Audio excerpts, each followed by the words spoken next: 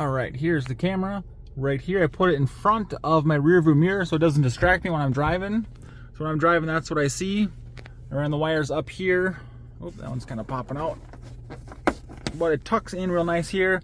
The only thing is I figured where to tuck these wires in. And I was able to run it down here along my boards and back. And then the other camera is right there in the corner. My daughter bumped it so it's kind of hanging down, but you get the idea. You can put it wherever you want.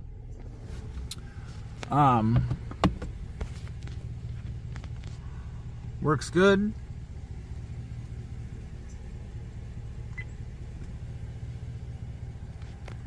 Touch screen, you can go into the settings.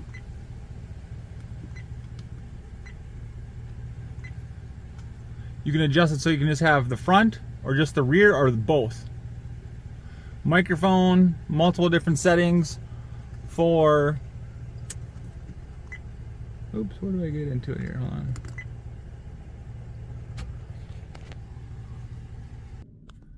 So here are the settings. You can go into the resolution. Sorry, it's kind of hard angle to get a good shot of, guys. 4 to 2K, 27, 2K, or you can do 1080 by 60 frames per second. So that's what I chose.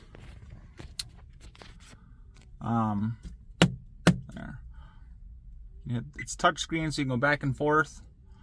So you can loop it, you can Wi-Fi, all kinds of different stuff. You can reformat it.